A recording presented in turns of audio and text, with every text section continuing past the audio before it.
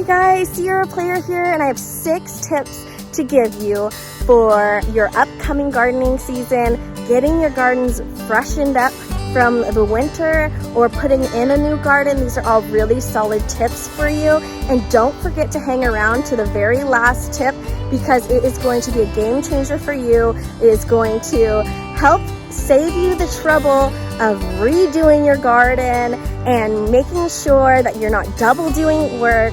And so stay tuned because I've got some great tips for you here.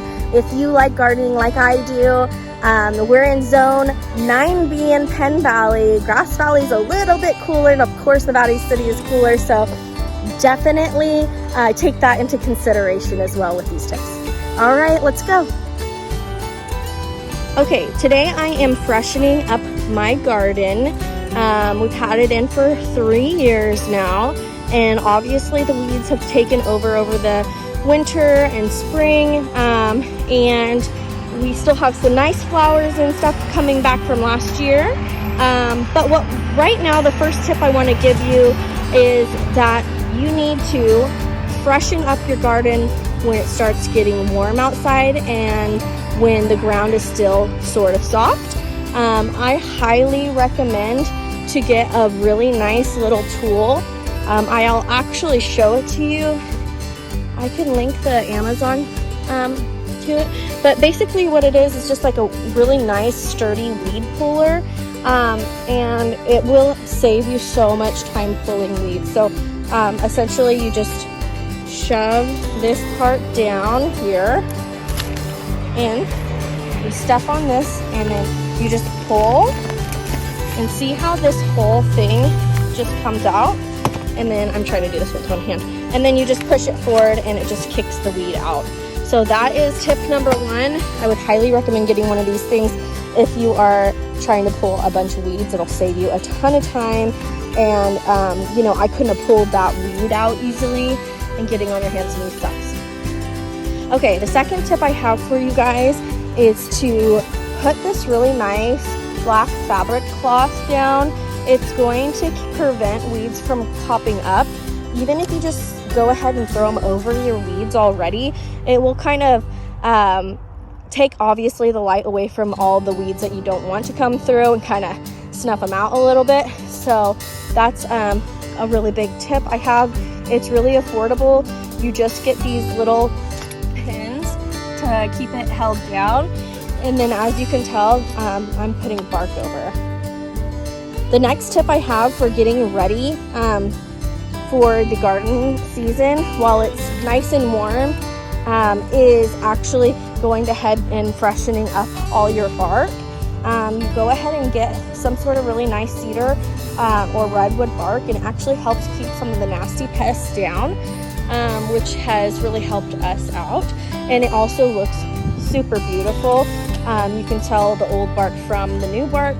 It makes it look really clean, beautiful, uniform, helps keep the weeds down, and keeps some of the pesky pests away.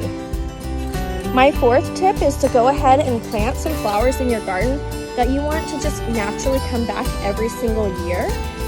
Like these bachelor buttons are super nice. I forget what these guys were called, but they're really pretty. The earlier your flowers come, the earlier that your bees are going to come and help pollinate some of your tomatoes, peppers, anything that you grow that has a flower that needs to be pollinated, zucchinis. I mean, it's really going to help make sure the bees are attracted to your area when your flowers start, so you can have an earlier crop. So obviously you can see that these bachelor buttons are in full force.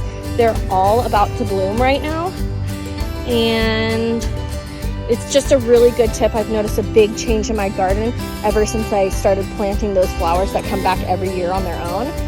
Yes, they can spread around like crazy, so we do pluck them off. You can see all of them kind of popping up where I don't want them. I'm just going to take those out, but leave these here to attract the bees and the butterflies.